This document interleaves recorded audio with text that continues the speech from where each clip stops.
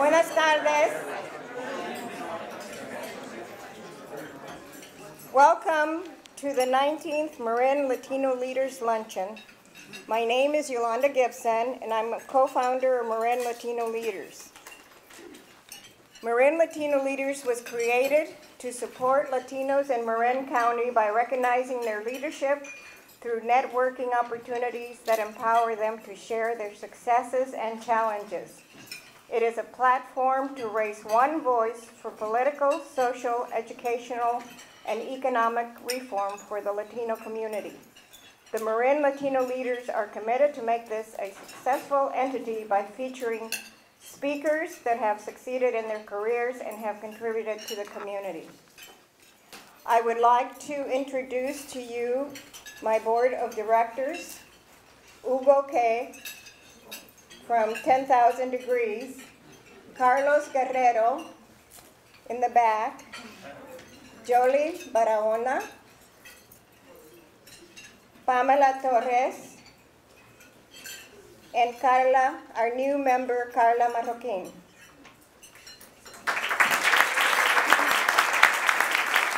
Good morning, everyone. You will read it after he finishes. Matt, welcome again. Okay, so sit down. Matt Nagel has been a school principal for almost 20 years and an educator for 30 years. Through 1990s, Matt was a kinder through a 4th grade teacher at a unified district. He followed that with a service as a kinder through 8th grade principal at Campbell Union School District. He became a principal at the Palo Alto Unified School District in 2009, and in 2012 the principal at the Shoreline Unified District. His credentials include multiple subjects: bilingual, cross-cultural, language, and academic development, and single subject in English and administrative services. He has a BA in journalism and Mexican American studies from University of California, Santa Cruz, and a MA from University of California, Riverside in Education Administration. Matt lives in Fairfax with his wife and 2 children. He believes in the power of education and the importance of community, the duty to participate in the electoral process. He is in Marin Community Foundation, pre-kinder through 3rd grade initiative advisory member, and an affordable housing working group member.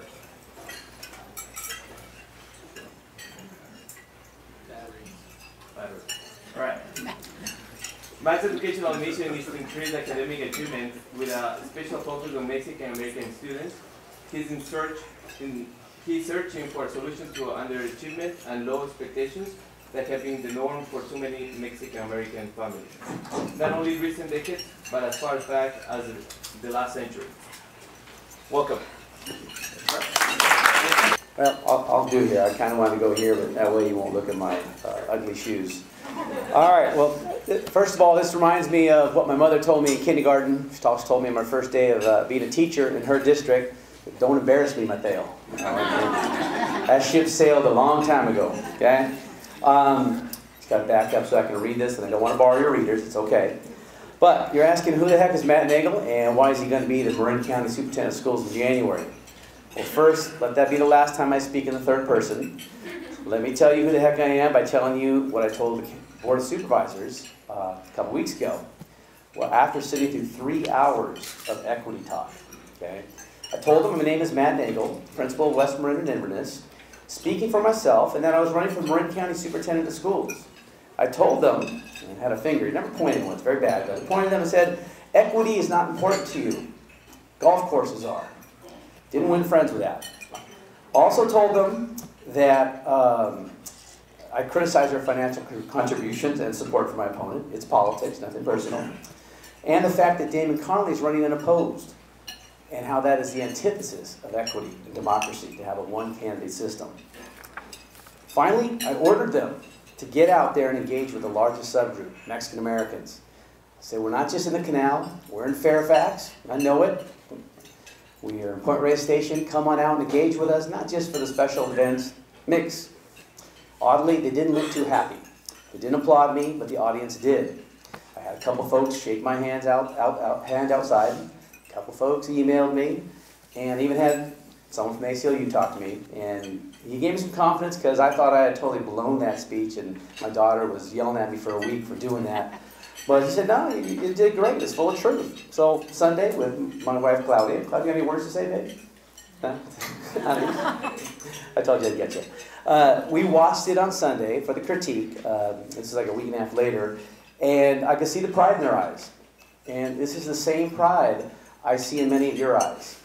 Too often, Mexican Americans are becoming more invisible in this state.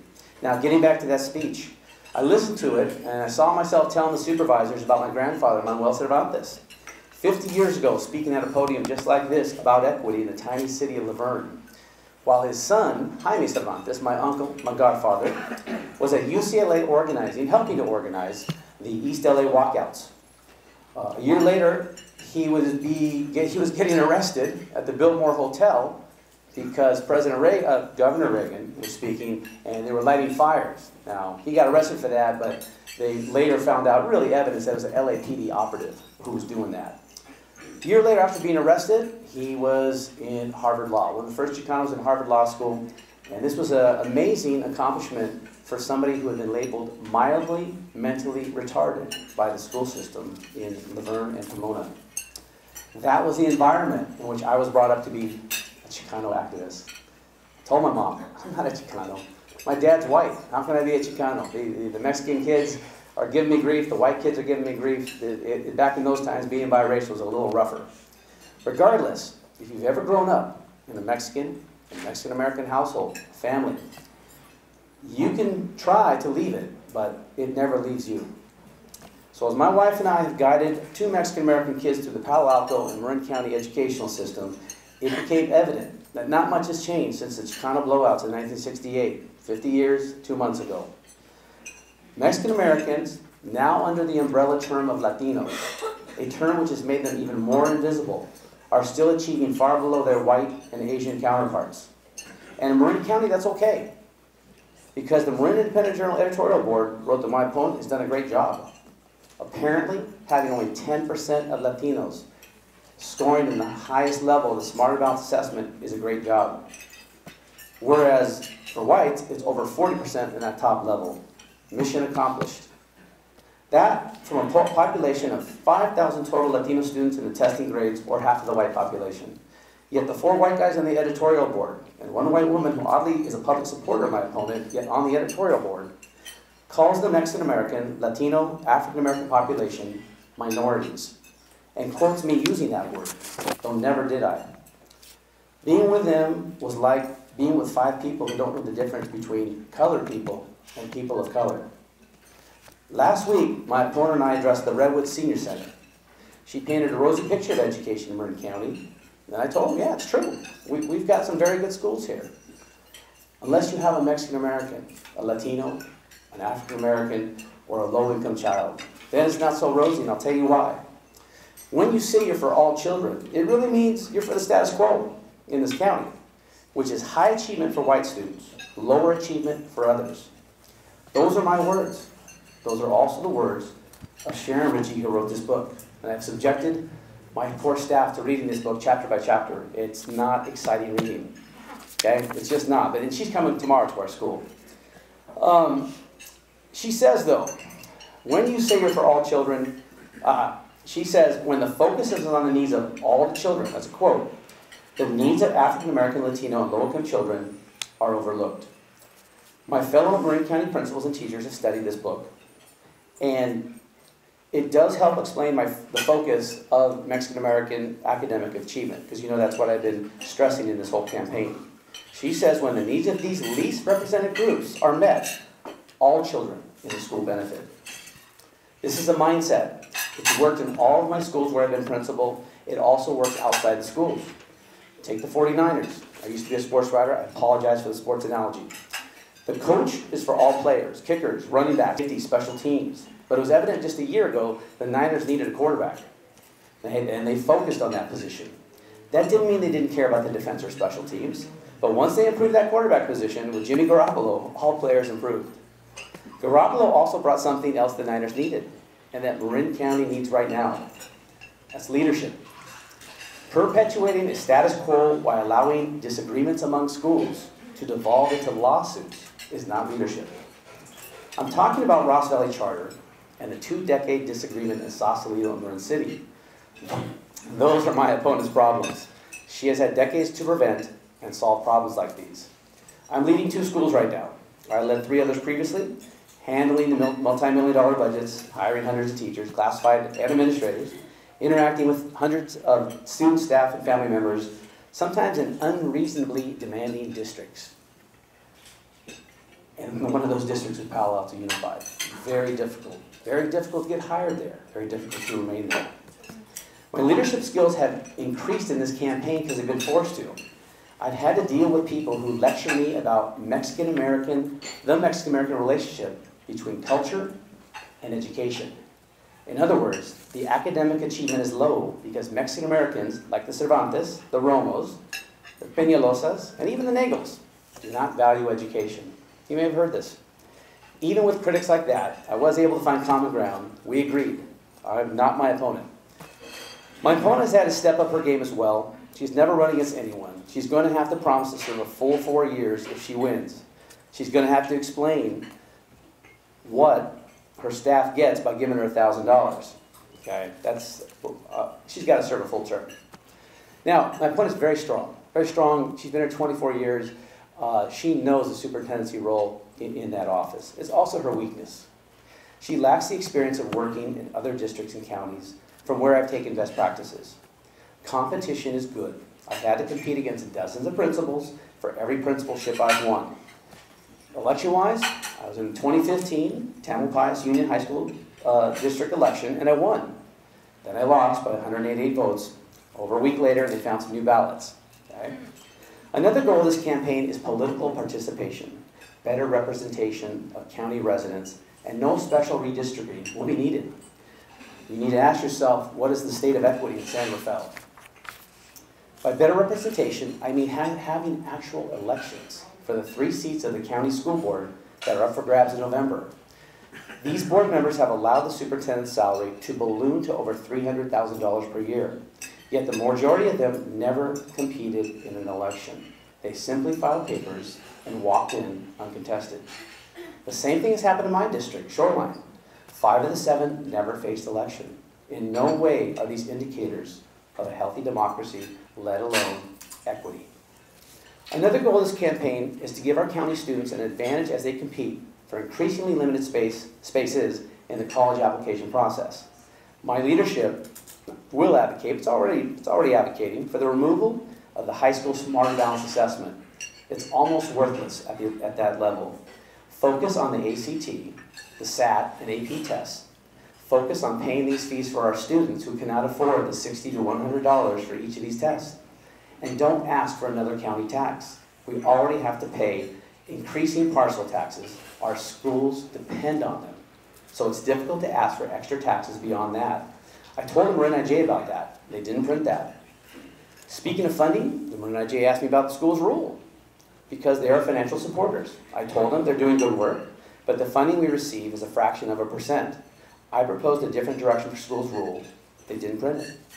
They also didn't print my praise of 10,000 degrees over here, or the free library system, or the other community groups that I've worked with to make a difference for our students. They did not print the fact that I warned them that all of our districts will have to come up with millions of dollars over the next 2 years in increased contributions to pensions, and that my opponent has provided no answer to that. They did print that I had no answer. I also told them about my 100-day plan to visit every school in the county, to listen, to hear, and to engage and focus on our underserved student and family populations. Didn't print it. My opponent has not set foot in my schools. 6 years. But she did drive all the way to Inverness for a dinner with our board and administrators a year ago. No other people of color in the room. No one who qualified for a free reduced lunch. We weren't exactly swimming in tons of equity that night. We still aren't. I've already won this contest. I said that in 2015, I lost, so take that for what it's worth. For the first time, people are saying the words Mexican-American academic achievement. The Marin IJ has been forced to print it, but they just refused today to print my second Marin voice because my opponent has only written one. That means she will have her viewpoint while voting is taking place, and I will not. That has the appearance of bias. But Robert the editor and the other Robert the publisher, they have the power. And that's how you measure equity. Who has the power? Count up all those Mexican-American elected officials in Marin County. You can borrow a finger of mine if you'd like. Another goal of this campaign is you. I'm looking at specific people. 3 minutes, I'm good. You will reap the reward of my campaign. You can run against me in 2022 because I guarantee you that those in power will have a Latino candidate for superintendent. Regardless, I've got 3 more weeks and maybe 4 more years, Mexican Americans will not be invisible in Marin County. People will come to understand that Mexican Americans want the same things for their children as everybody else. Security, educational opportunities and engagement, and the belief that their children can excel in math. Even though my daughter is the only person of color in her AP Calculus and has been told repeatedly in high school by the students, not the teachers, Renee J. got that wrong too, that she's not Mexican because she's good at math. The Renee J. didn't, well, get that. All right. Look, if I can focus on Mexican American academic achievement, I can branch out at the same time for Latino, African American, and low-income students. Then, and only then, can all students improve academically as well. Thank you.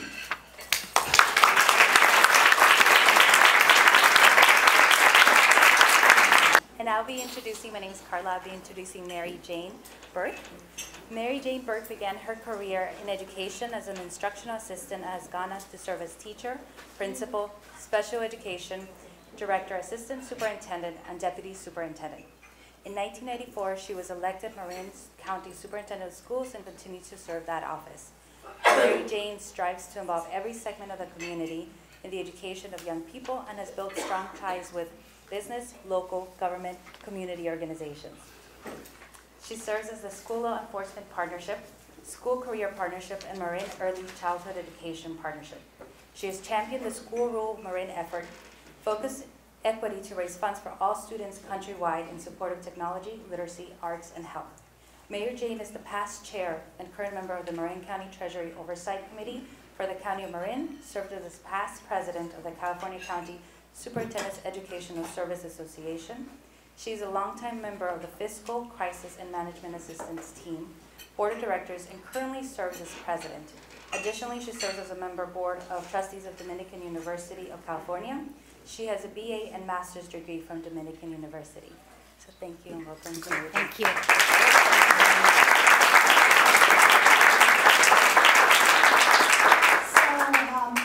First of all, I appreciate the opportunity and the privilege to be with all of you this morning, this afternoon, and have the opportunity to talk with you about the public schools of our community. I absolutely agree with Mr. Nagel that there's nothing more important than having the discourse about what's important about our community, what we need to work on, and how it is that we continue to stress with the entire community that when you invest in the young people, you actually are affecting the vibrancy of the entire county and all of the work that happens within the community. So a little bit of background. I did and have had the opportunity as a result of my own background to grow up in a family where education was number one. My mom was very young when she got pregnant with me in her early teens, and ultimately had 8 kids, and I was the oldest, and it was obviously clear that to change the trajectory of our family, my mom was very clear education was number one, and she showed that to me as a young kid, but also at the time I graduated Dominican, she finished her high school diploma, so it was never something that she let go of, and so that is sort of the foundation, and the promise I make to all of you is this. I promise that each and every day, in the work that I do on behalf of all children, and when I say all, I do mean all. I mean each and every kid, not some, not most, but all, that I will commit to do everything I can to ensure that they get the opportunities that my own kids get or got. and I hope for my grandchildren. And if you can all just think for a moment, if we think about the kids we love, that are our own or our neighbors, that we know what they want. We know what they need. We are willing to make sure they get it. And I think that's the responsibility we all hold in this community, to really focus on each and every child. I do want to focus a bit on the role of the county superintendent, just so you have a sense of the scope of the work. The County Office of Education is responsible in the final analysis, in my view, to support the school districts and schools of Marin County. And my job is to make the job of teachers, paraprofessionals, superintendents, principals easier, not harder. And to do that, I have a variety of roles. One is the fiscal oversight for the $450 million of funds that actually are involved in our schools. The responsibility to, in every way I can, when it's good for kids, to be prepared to provide programs for students. And so our office provides programs for students with special needs starting at birth. So if there's a young kid that's born that has had oxygen deprivation, let's say, and needs services, the services are happening within the first days of that child's life, all the way through age 22. We operate the alternative programs at the juvenile hall, Marin's Community School, at the jail. In addition, career technical programs that are serving students throughout this community, at our high schools, and that is something that's really making a difference when kids understand that indeed that you can in school learn real things through project-based instruction and so on. And in addition, we provide the bathroom services, so the payroll for the school districts in our county, as well as develop the JPAs for health, workers' comp, etc. So we do a lot in that leadership area that is very, very important to the vibrancy of this community, but also to the fiscal health of Marin County and our schools. Let me also focus on the way that we diversify the financial portfolio, if you will, that in the last 2 years, $26 million has come into the schools of Marin County as a direct result of the work of the County Office of Education. And that shows its help in a variety of ways. It can be areas like special education, it can relate to project-based instruction, grants in mathematics and science, grants for the homeless, grants to prevent prevent the use of tobacco and other drugs, information for foster youth. So there's a lot of different ways that essentially what the county office does is figure out ways to bring in resources to this great community to provide services to kids and families.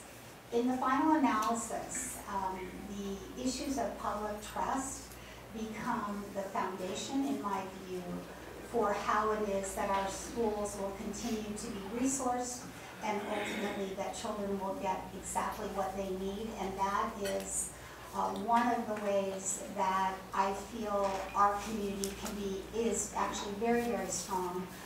In Marin County, the voters have been willing to actually tax themselves because of the strength of the public schools, and it's because they trust that indeed we are going to meet the needs of all the kids. Not some, not most, but all, each and every child. And that is very, very important, I think, for all of us to be aware of as we look to the future challenges. When I think about what are the most important issues, and when you're looking at me thinking, okay, great, that's great that you're doing all that, but what are you doing right this minute? I would say, number one, that we need to continue our vigilance and focus on early childhood education. That, to me, is the critical issue.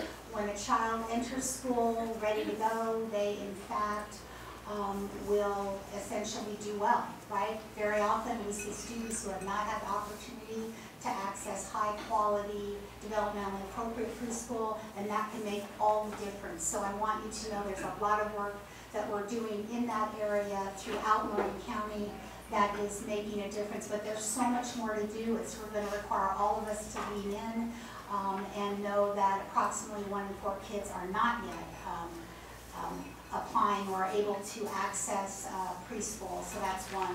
Number two, the schools of today are very different than they were. in that it used to be okay to look at a phone to just give an answer to a test. And in fact, as we all know, you can get an answer on your cell phone. And so where we are now is making sure that the entire focus of our schools is around innovation, creativity, curiosity, knowing what question to ask, so we're working in those areas.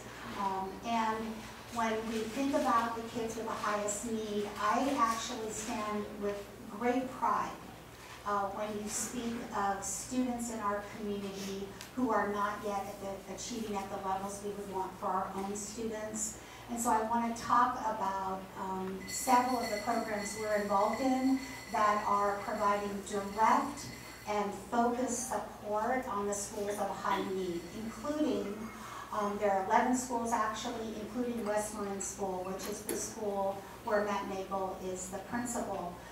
That school has, I think, 185 students in it, and what can happen in that school is that we have been able to target resources as a result of partners, including the Marin Community Foundation, that focus on several areas. One, parent engagement, making sure that families absolutely understand that first and foremost, that they are the first and best teachers, and we provide them with a variety of supports and training so that they can be the strongest advocates their kids have ever seen. Number two, ensuring that teachers are of the highest quality, and while teachers are of high quality, it is always important to look at the best practices, what's the most up-to-date information to ensure that the teaching is very, very differentiated and focused on individual student needs. Next, looking at data to make sure that that it's no longer appropriate in the school setting to wait till you see a test score. It has to be essentially looking day in and day out on how are kids learning, are they getting the concepts, how's this working, so that we can ensure that students are in fact making progress. So that's another area, and then everything to do with cultural competence. And so what we know is that when we look at every child, as we would at our very own, we must have that belief system, that core value that each and every one of us needs to hold on behalf of our kids and other people's kids, and that is the belief of all that they're going to be. And so high expectations is first and foremost, and that is one of the things that when you see the schools where the students are achieving and you see the year-over-year progress, you see that culture, a college-going culture, you see parents actively engaged, you see every person interacting with the kid, having that sense of, you're going to college, you are going to be great, I know you can do this. So picture what that looks like. Teachers are constantly providing support in addition to paraprofessionals, and not to mention what's happening at these family engagement centers. So I want you to know that I get it. I understand that in this community, as well as across this country and in this state, we have a lot to do. And I am so proud about what we're doing, what we're going to continue to do, and to note that we have just received an additional $5 million over the next 2 years from the Marin Community Foundation, as well as other funders, to ensure that these activities continue on behalf of the most vulnerable kids in our community. But I do believe that we must focus on all kids. It's our job to raise the bar and close the gap. And that is something that as a community we owe to each and every child and each and every family. Another area, how much more time do I have? How many? 4 minutes, okay, 4 minutes, okay. And then, we'll go to a different area. Another area that we have that's a fairly new grant that we're working on is called the CAS grant. Several people that have worked on that grant are here, and essentially we call it a cohort model. So one of the things about having a strong relationships with people that have resources, and they give you the chance to work stuff out. And so we're in a pilot right now that is specifically focused in San Rafael District with Davidson and San Rafael High School to determine how is it that we're going to ensure that the bridge is made for these children so that they are able to be successful as well as make that bridge to high school. And we call it a family cohort. The focus is on the family, their engagement, along with progress monitoring for the students as well as extra supports. But then we can end up struggling What if all you worry about, right, is that academic level, and a kid never gets to take an elective because you're so focused on that? And what we all know is that one of the reasons we come to school, because that said 1, 3, one of the reasons, the reasons that some kids come to school can be very different, right? And we want to make sure that because you happen to have academic needs, that you don't lose your opportunity to have a full education. So we're doing a lot of work in that area. The other area that I'm very proud of is we are working so hard to try to figure out how is it that we ensure that we have a population of staff in our schools that look like the kids, right? You change your demographics, and yet you might not have been able to change who the kids are. So we've got 5 different programs that are working. One starts with the high schools, providing opportunities for younger students to actually move into an academy. Next, we have boot camps for people that might want to move into the paraprofessional area. We're looking specifically for people that, am I going to have to stop? Two. Anyway, so we're doing a lot in that space, and I'd love to have someone ask me that question so I could tell you more about that. That would be great. But anyway, there's a lot happening, I think, in that area. I guess I want to end my 2 minutes with this. There is no way that schools can do the work alone. And so I say to all of you here, it is our collective responsibility to work not in silos, to cross-fertilize and understand that you're never going to hear me say essentially that I'll take credit for the progress of these amazing students in the Marin County schools. Because indeed, it's all of our responsibility, and it's as a result of partnerships that ultimately leads to the great things that can happen. And I want you to know that I get that, and I work hard to develop these partnerships. And I also actually work pretty hard to stay small, meaning as the county superintendent, my job is service. And it is interesting for me right now to take credit for things instead of sort of stay sort of behind the scenes, but I want you to know I look forward to the opportunity to continue to serve as your county superintendent of schools. Thank you.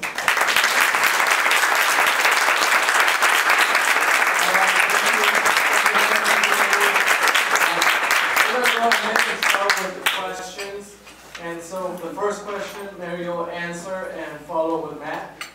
The question is, given the statistics that Marin County has the largest EL to affluent Y achievement gap in California, how would you monitor data in the school districts and sites and use that data to make sure that the schools who are doing the best job are emulated and supported? Mm-hmm.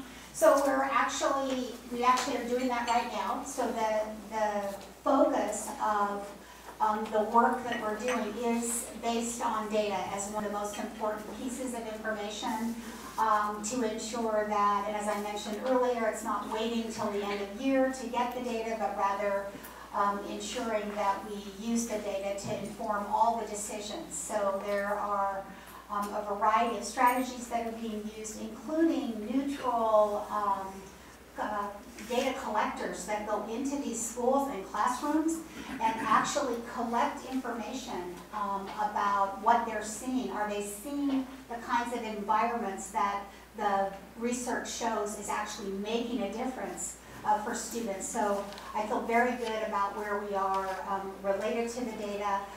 We also, I think as you're aware, the schools in our community and the districts actually develop an LCAP, a local control accountability plan that helps direct the way that resources will be aligned, and that is a fully data-based. Also, for the first time this next year, we're going to be looking to have a kindergarten readiness tool that will essentially be used in all kindergartens in the county in the first 3 weeks of school, I think, in the first 3 to 4 weeks of school, to ensure that we get kids early that might be struggling related to either usually it will be language, self-regulation, those kinds of things early on, so we can begin to serve them before they have their challenges. Could you repeat the question? Yeah, definitely. Given the statistics, Marin County has the largest EL to affluent Y achievement gap in California. how would you monitor data in the school districts and sites and use that data to make sure that the schools who are doing the best job are emulated and supported? Yeah. Well, we're not really doing that in this county. And as a superintendent, it's your job to lead. It's your job to talk. I know that's not a lot of action-oriented. It's your job to go down to the school and get in the city council and tell people what's really happening with data. There's no data in Marin IJ. There's no data at these meetings on how poorly it's going for Latino and African American students in this county. Just use Smart Adults Assessment. Distribute the data. It's not being distributed to the newspapers. It's not being distributed to the schools. We're not comparing because we're afraid to compare one school to another. I'm not afraid to say, hey, you know what? We are grade levels behind with our African American and Latino students. Vince Matthews, San Francisco superintendent, he's not afraid. He says it's a crisis. NAACP, he said it's a crisis. Dr. Yoshiara over there in TAM, he mentioned one little part about Latinos in this letter he sent a couple months ago that might have a problem there, okay? I would direct, okay, and again, they don't have to do it, but I would direct every superintendent, every school district to keep this data and provide me with a report of how Latinos are achieving in mathematics and English language arts compared to their Asian and white counterparts. And I would publish this report. I wouldn't tweet it, and I'm not taking a knock at her tweeting, okay? But I wouldn't tweet it, I'm not gonna Facebook it, not necessary. I'm gonna write this to the newspaper. As a former journalist, I'm very comfortable writing Marin Voices and publicizing this. But we need to publicize this data, and it's not being done. For some reason, it's a secret. I don't know if we're embarrassed, but I'm gonna shine a light on it. How will you respond to the Marin Grand Jury's critique of lack of education opportunities in Marin County's jail, noting that 10% of inmates lack high school equivalency? That's a great question. Not my forte. I would go down there. I've never been there. And I've actually had a family member there in San Quentin from a long time ago, 40 years ago, Uncle Tommy, okay? But I would actually go down there. Those folks, they need help. They're youngsters. And I did read the article in Marin IJ. I love newspapers, folks. And they do need attention. And I also read in the comments in the online part where people were really bashing those folks because they have committed crimes, they've been convicted. But you need to go down there as a leader. You need to speak to the actual students. You need to speak to the folks who are brave enough. It's not easy. My mom taught juvenile hall. When my parents split up, she had to go in there and teach in juvenile hall, and it was awful. She was one of these people that we're talking about. It is hard work to do.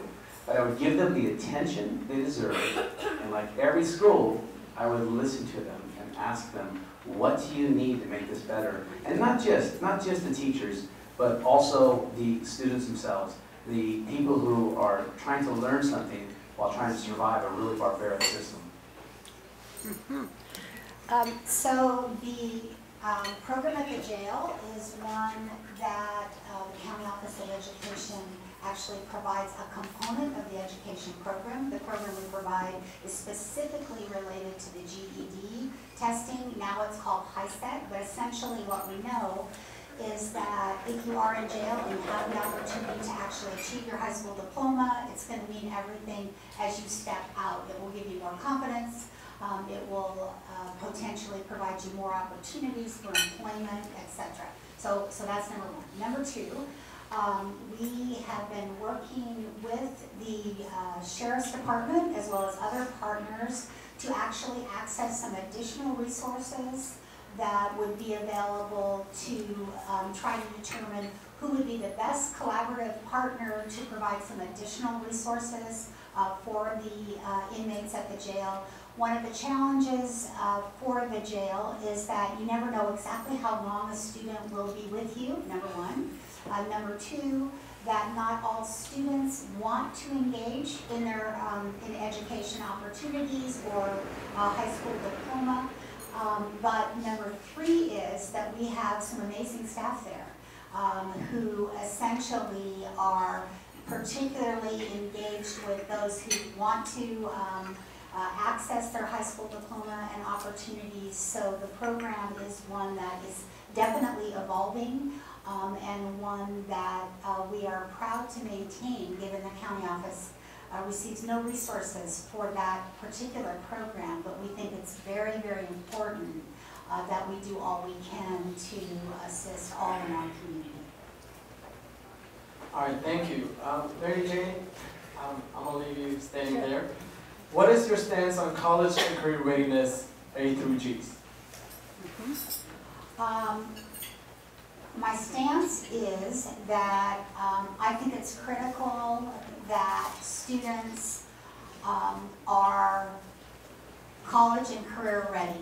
So when they finish our high school programs, I think our job as educators is not to prepare kids for school or to think in any way, shape, or form that the end game is high school graduation or college graduation. I think the way we're going to evaluate ourselves is how kids do in life. So that's number one. So that's really important.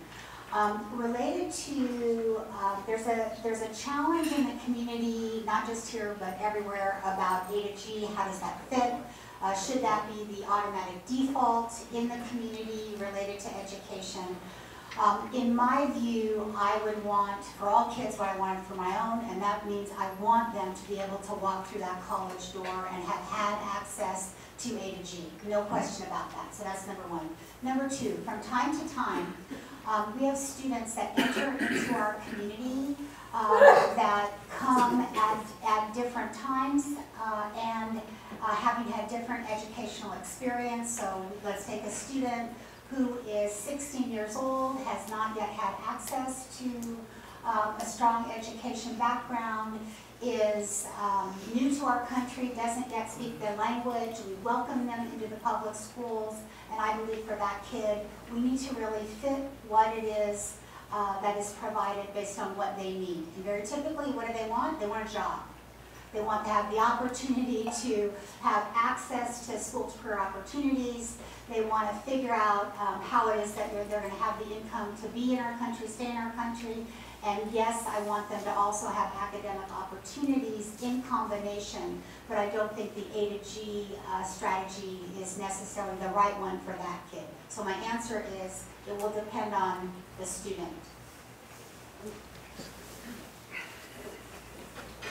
Everybody A to G, everybody academics. I don't care where you came from. You came to America for our access to education. One thing I learned in Silicon Valley when I first became a vice principal, and that was in '99, and all the tech startups were there. Everybody from around the world was coming to my middle school. And I learned one thing from all these people from around the world, that our education system sucked, and theirs was better.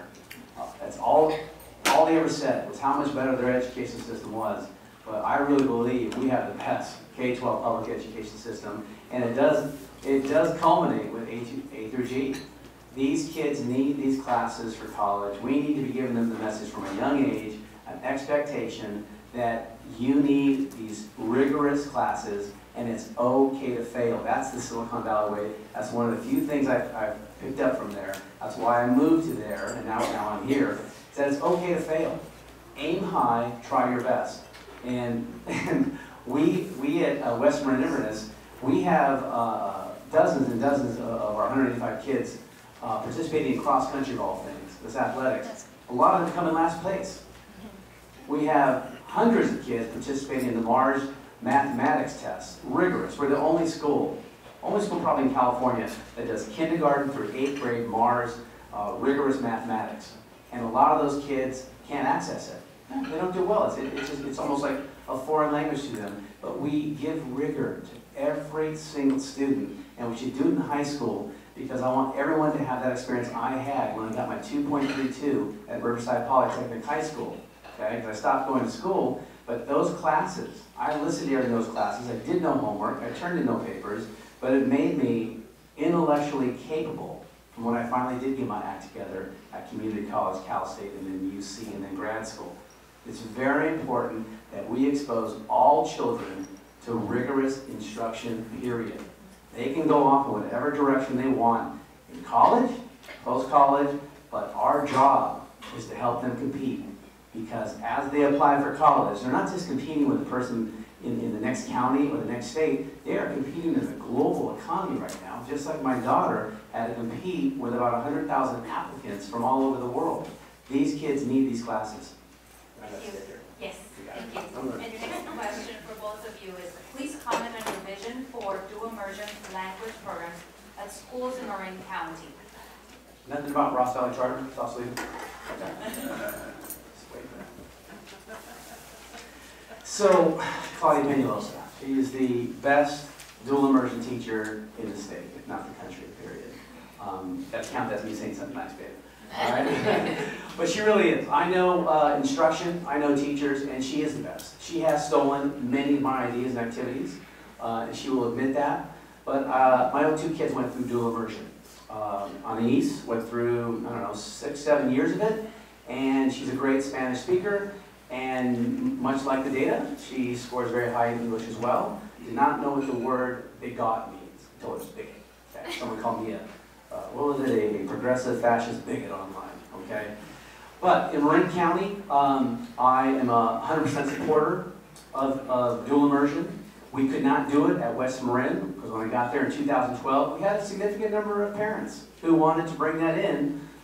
We couldn't, because a dual immersion program depends on the availability of a sufficient number of highly trained Spanish speakers. My Spanish is terrible, okay? And then don't ask me a question in Spanish to prove it. It's awful, okay? But when Claudia gets sick at Escondido Elementary there on the Stanford campus in Palo Alto, she drives there every day back, because they pay a lot more money than Marin schools, okay? But they need a qualified sub. If she's out for a week, or when she has a child, they need a qualified sub. You can't just put somebody in. We barely, I don't know about your district, we barely can get substitutes on a daily basis, let alone a qualified, academically proficient Spanish speaker. So I support dual immersion 100%. I recommend it if you can do it in your school, especially if you have a Latino-dominant population. If you can pull it off, I'm going to support you any way I can. Great. And I agree. I do support dual immersion programs. We have a program already happening at Benicia Valley, right, in one strand. One is about to open in the Nevada district next year.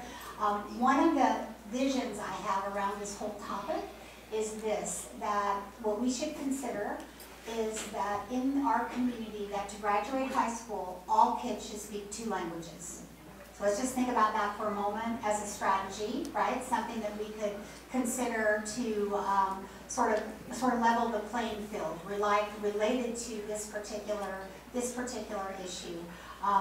We are a country that's well behind. Many other countries, the students speak many languages, right? And here we are sort of focused on a single language. So I am a supporter and think that dual immersion programs, they're emerging in our community, and we can do more.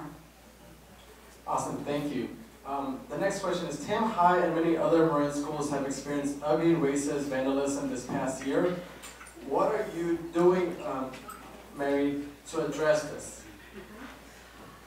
What we do, I mean, one of the things that I think makes this community one of such strength is there is a lot of interaction, collaboration as we deal with a variety of challenges. So what we have been trying to do, what we are doing is we continue to provide opportunities for the students, the families, as well as the community at large to identify ways that we can indeed ensure that all kids feel safe, that sense of belonging in our schools. Everybody wants that, as we well know, and it's critical because you can't learn in an environment that you don't feel safe, and that sense of belonging. So there are several efforts happening. They might be named different things around Marin County that involve sort of overall efforts to work in this space. One, the work of Beyond Differences, which essentially is work that's happening through students, and the student voice is obviously so important with younger children, so that's one. Not in Our Town is an effort that's happening throughout Marin County. Some of it's faith-based, some of it is being framed through cities and schools coming together, and that has, actually there's an event tonight in Novato that is in that will be working in that area. It's going all the way through the county. And we continue to look for any opportunities. Last week we had Richard Rothstein speaking of the color of law to try to help people understand that indeed in a community like ours, the #1 issue has to be that sense of all are welcome, everyone's welcome, and that's something we work on, and these districts do great jobs with kids and as well as the community, getting the word out. Getting the word out, and then collaborating. When something happens at TAM, it's not isolated at TAM. It's one of the things that people work together on. How did that happen? How did you deal with it? David, what else did you do? And then others learn from it. But there's not a one-size-fits-all. This is something we have to work with the youngest children in our community, and that's go back to preschool. There's a lot of work happening in anti-bias training for preschool teachers, as well as all levels, as well as the adults. So I think we're doing good work, and there's a lot to do. And reminder, it doesn't just happen at school. This is a community issue. Back up a bit. I gotta tell you, and I have to, it's my son Mateo. He actually won the California Association for Bilingual Education essay contest last year, and we won the year before. That was 2 years in a row. And I'm going to make a connection very loosely. But we also were the only school to present at the conference. I know Ivan was there. He had his musicians there. We had our parents presenting. We had our teachers presenting, and I was the only Marin County principal to present. We stress a multicultural education at West Marin Inverness. We have a desegregated school. Okay, David, you're not doing enough in TAM Union. You have to do more. Okay, and you would have heard that from me had I been on that board in 16, 17 and added an extra year. You need to hear community members telling you this. Leaders like myself who have paid $6,000. You're not doing enough. It happens. They react to it. They let it go and move on to the next flavor of the month. That's what's happening in our county. Okay? What has to happen is a superintendent like David over there, superintendent of the county schools like Mary Jane, have to step forward and lead and make a statement, not send a tweet. They have to lead out there and let them know that this is what we stand for. They have to integrate their schools. They have to end academic segregation, where the majority is in one A through G lane and the others are not. So David, I hope you heard me on that. Okay? I really do. But we react too much at the county level. DACA 1 week, gun violence the next, and then this. It's going on in Nevada. It's going on in San Rafael. It's not ending. When I was running in 2015, I don't know if it helped my candidacy or hurt it. They had the noose with a little black baby in it at Drake High School, my daughter's school. I thought Liz Seaberry, we don't agree on everything, not much. Thought she did a good job in that response and shut down the haunted house. But that is the kind of thing that happens over and over and over. It should have stopped in Tam High and Redwood a long time ago, but it hasn't. Having a few tweetable pictures is not going to solve this. There needs to be true leadership. It needs to be a major priority, and I don't see that.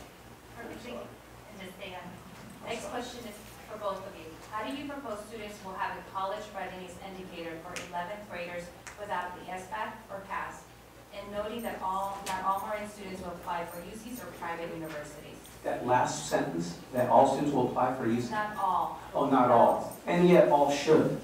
All should have that ability. All should pay the ridiculous amounts of testing fees and application fees and trying to figure out how to write that application. Can you read the first part of the question again? I started going off in a rant. How do you propose students will have a college readiness indicator for 11th? Yeah, we need to do what Long Beach Unified is proposing. I've seen their model. They are minimizing the use of the Smart Adults assessment for 11th grade. It is a worthless assessment. I don't really like it at 3rd through 8th grade. It is an autopsy at the end of the year. Mary Jane Burke did well to talk about what she wanted to say was formative assessment.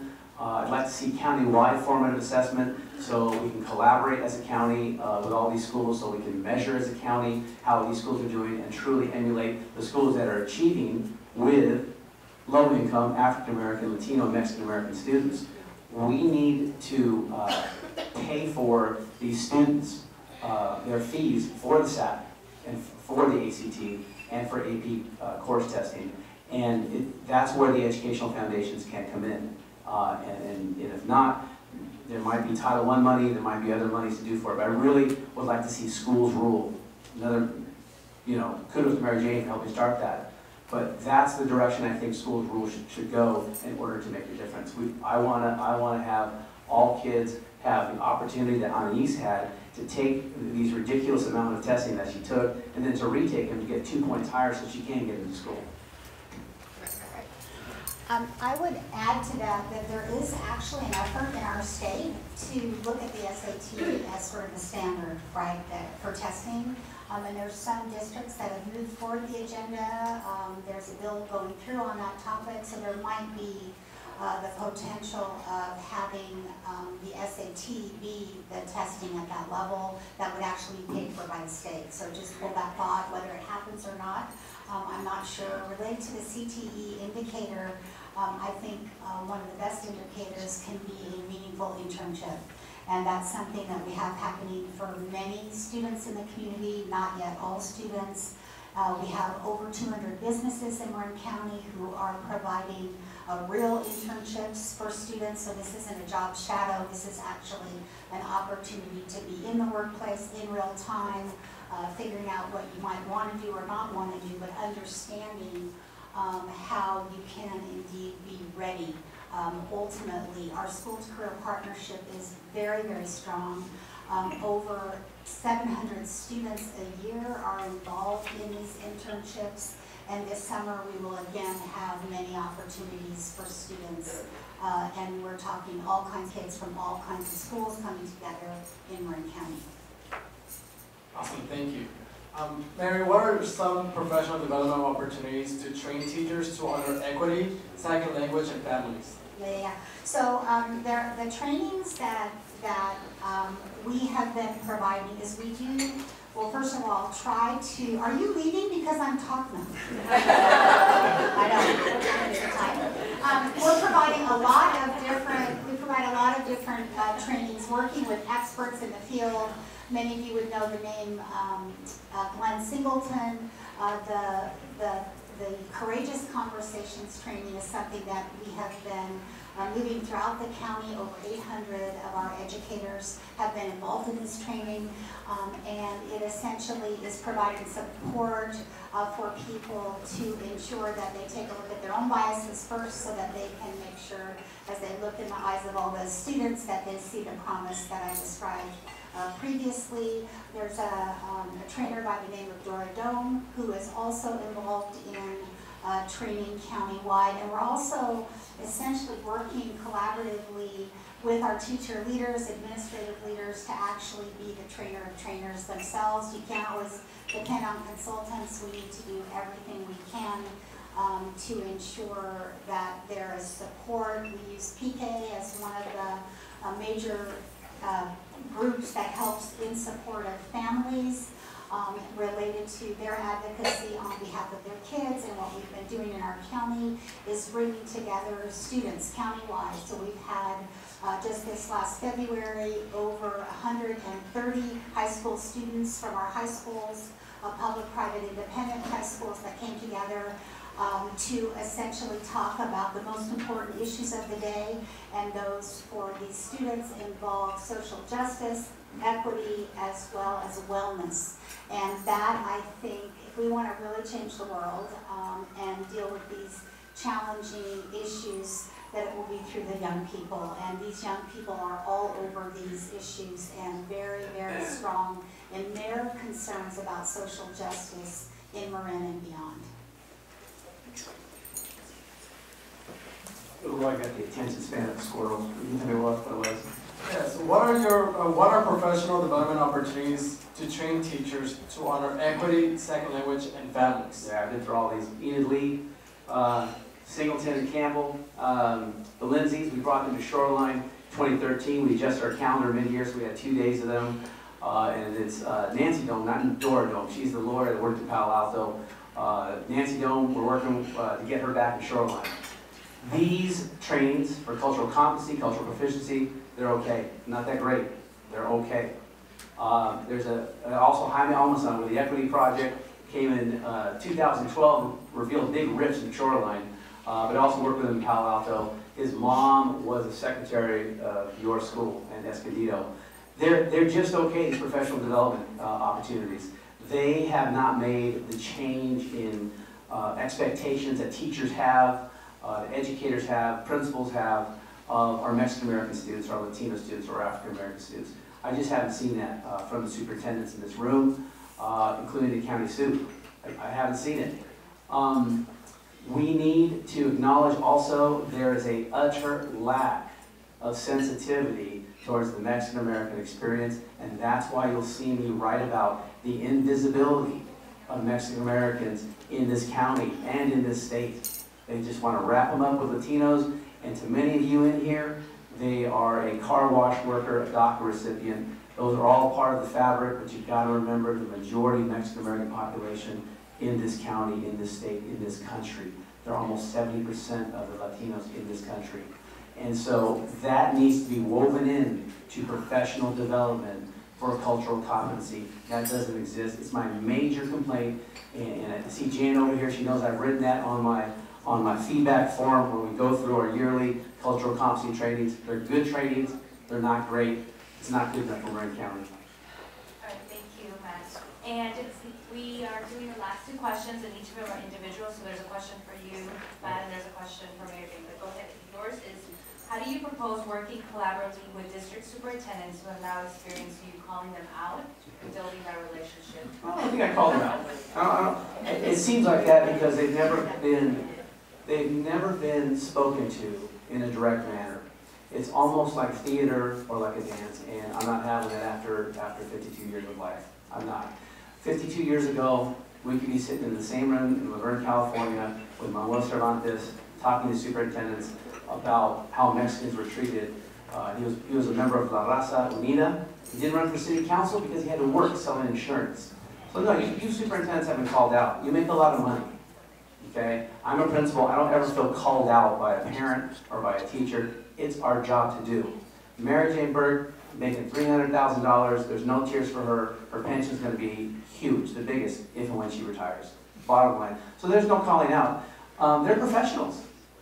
We're going to work together. It's that simple. I work together with people all the time, and whether I like them or not never comes into play with my professionalism. And for you to say calling them out, or someone to say that, you're assuming that these people are not professional. Okay? Someone needs to tell David that you haven't done a good enough job. There's nothing wrong with that. That's nothing about his person. That's his performance. It's not good enough. And if I was on that board, I would tell him that, but I wouldn't say it with snark. I wouldn't say it with a mean face. It's just performance-wise. And same with you, same with all the superintendents. So yeah, it's very easy. You have to presume that these are good people and they're professionals, but they wouldn't be superintendents. Thank you. And then the last question, Mary Jane, is when are you going to address the inequities in Marin County School and House? Say that again? It's when are you going to address the inequities in Marin County School Districts? I want you to know that we are addressing the issues of inequities in the schools of Marin County. We continue to identify the challenges we face. We do not shy away from them. We understand fully that it is our responsibility individually and collectively to ensure that all kids get what they need. And that is definitely the focus that we have as a community. So that's number one. Number two, one of the ways we do this work is we try to do it together, right? So essentially, we understand that regardless of the silo of an individual school district, that as a community, all kids are our kids, and if one child is not achieving at the level that we need them to, that is something we all need to work on together. Number three, I feel very, very strongly that we do indeed look at the best practices that are happening in this community and raise them up. And so I just want to note for a minute Juan Rodriguez, who's one of the principals that's here. The San Rafael City Schools gets to take credit for him. If you take a look at, and credit for him not just for the leader he is, but also for the ability to have enough autonomy in a school to actually develop some of the most unbelievable programs. And if you take a look at the data from that school, there's 10 schools, 11 schools involved in this very focused support, that we do see schools that when you look at how students are achieving, how parents are engaged, what the high expectations are that are leveled for all kids, the college-going culture, that we need to emulate these schools that essentially are showing the most progress. So I consider that I want more than anything to ensure that all kids get what they need, and I promise you that I will work very hard on that every single day.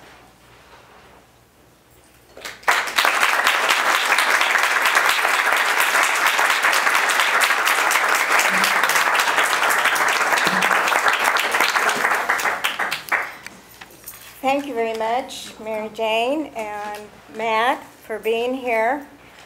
This is very exciting. We wish you both good luck, and want to give you just a little gift for your time from the Marin Latino Leaders, which is something. It's something that you may need to relax you.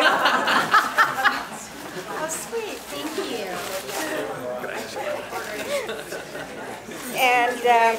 And before you leave, I just want to thank you, all of you here, for attending and supporting Marin Latino Leaders.